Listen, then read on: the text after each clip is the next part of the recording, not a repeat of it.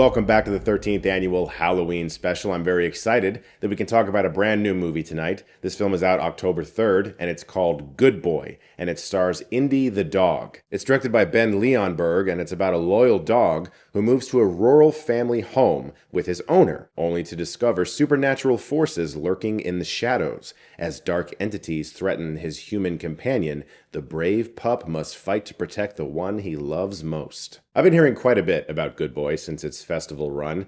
This movie is told entirely from the POV of a dog. The dog, Indy, is the main character. His owner is in the film, but he's kept off screen in a similar fashion that Spielberg did with all of the adults in E.T. You rarely ever get a close-up of his face. In fact, I don't really think you do.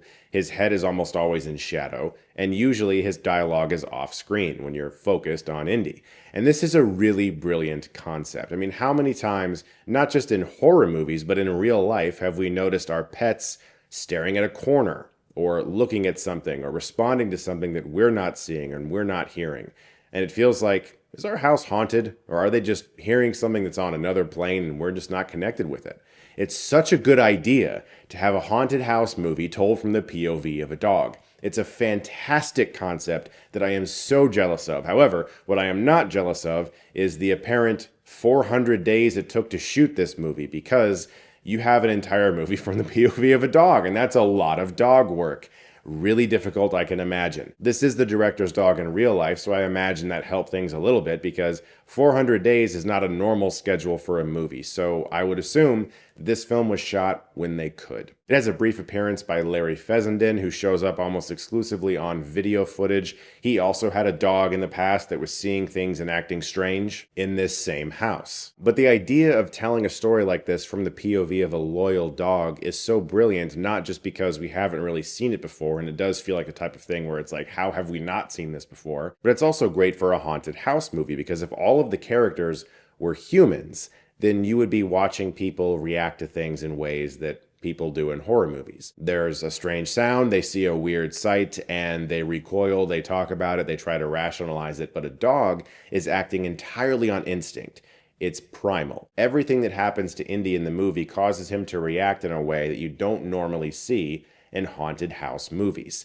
He will confront things sometimes in a different way that a person would. But what also connected me to this character so much is the moments where he actually did react in a very human way. A way that I would when you see something terrifying in your house that you can't explain. And that's run underneath your bed.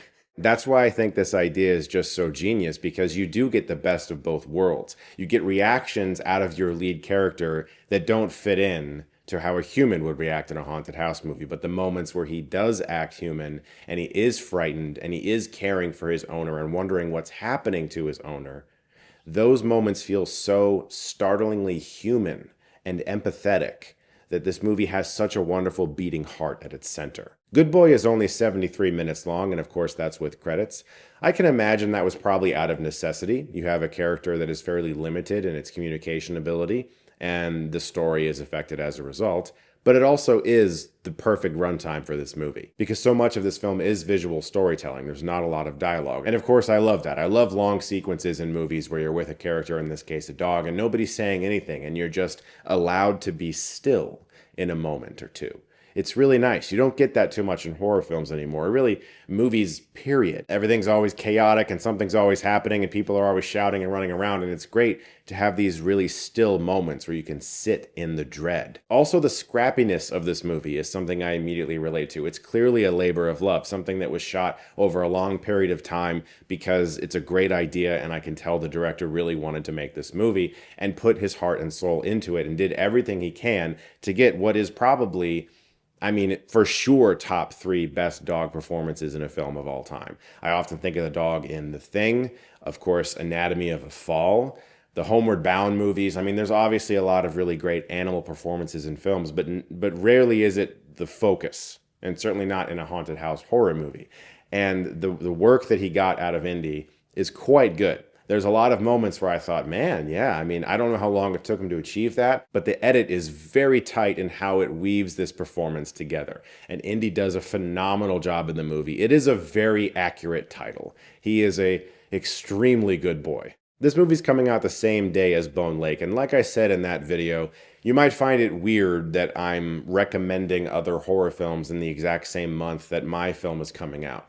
I'm really not looking at it that way, and I hope that we can do some kind of a Barbenheimer thing here where we all just go support every single horror film that's coming out in October, and we let Hollywood know that Halloween is for horror. October and spooky season is for horror at the movie theaters. Go see horror movies there.